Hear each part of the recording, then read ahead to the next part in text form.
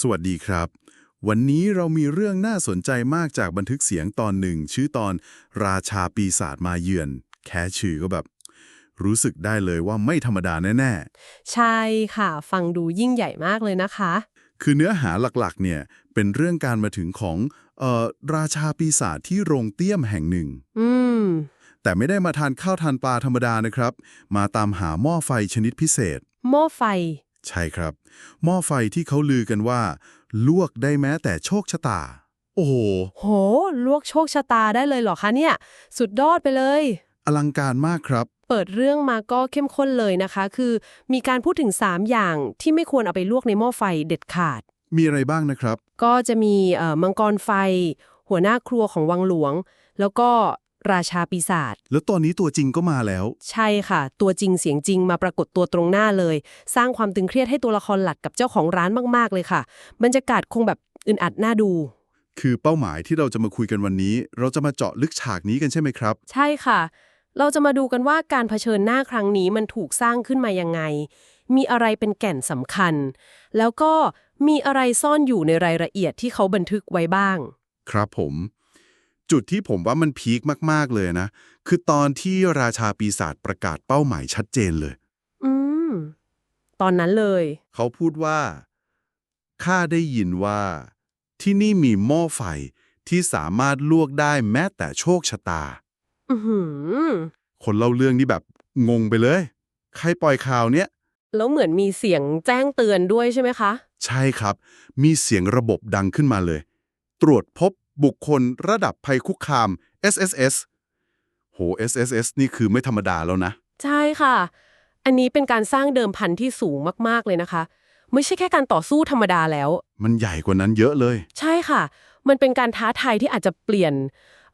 ชะตาของทั้งโลกได้เลย ตามที่ราชาปีศาจพูดไว้ ที่เขาบอกว่า หากเจ้าลวกข้าได้ ชะตาทั้งโลกนี้จะเปลี่ยน นั่นแหละค่ะ คำพูดนี้คือยกระดับความขัดแย้งไปสู่สเกลที่ใหญ่มากทันทีเลย ตั้งเอาคำว่าโชคชะตามาคู่กับหม้อไฟเนี่ยมันให้ความรู้สึกที่ทั้งแบบยิ่งใหญ่ แล้วก็แปลกมากๆในเวลาเดียวกันเลยนะครับ เป็นประเด็นที่น่าสนใจมากค่ะ การใช้ของที่ดูธรรมดาอย่างหม้อไฟ มาผูกกับเรื่องใหญ่ ระดับโชคชะตา หรือตัวตนระดับราชาปีศาจเนี่ย มันเป็นเทคนิคที่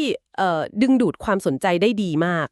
มันทำให้เรื่องดูมีอะไรมากกว่าที่คิดนะครับ ใช่ค่ะ ทำให้เรื่องมีมิติที่เราคาดไม่ถึง อาจจะตั้งคำถามถึงความศักดิ์สิทธิ์ของโชคชะตา หรือบางทีอาจจะแค่ล้อเลียนขนบเดิมๆของแฟนตาซีก็ได้นะคะ ที่ทุกอย่างต้องดูยิ่งใหญ่ตลอดเวลา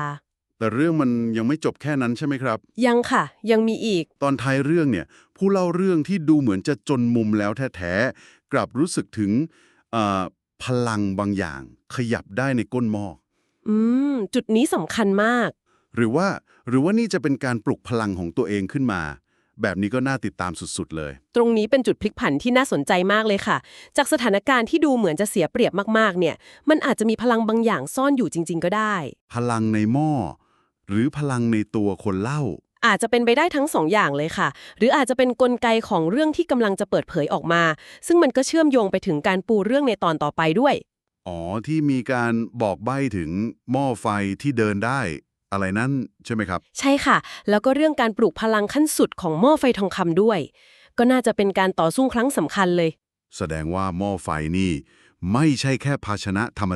ดาแน่นอน ไม่ธรรมดาแน่นอนค่ะ เป็นศูนย์กลางของเรื่องราวของพลัง แล้วก็การเปลี่ยนแปลงครั้งใหญ่เลย งั้นถ้าให้สรุปสั้นๆ จากที่เราคุยกันวันนี้นะครับ ฉากราชาปีศาจมาเยือนเนี่ยก็คือเป็นการเปิดตัวศัตรูระดับสูงสุดเลย ค่ะ ระดับ SSS พร้อมกับตั้งโจทย์ท้าทายที่เดิมพันด้วยโชคชะตาของโลก โดยมีหม้อไฟเป็นศูนย์กลาง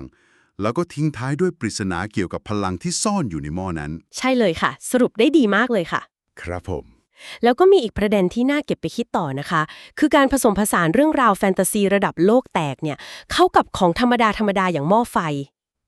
ใช่ใช่ แก่นเรื่องหรือเปล่า หรือเป็นแค่การสร้างสีสันให้เรื่องมันดูแบบคาดไม่ถึงกันแน่ เป็นคำถามที่น่าสนใจให้ลองไปคิดต่อดูจริงๆครับ ค่ะ ลองเก็บไปคิดกันดูนะคะ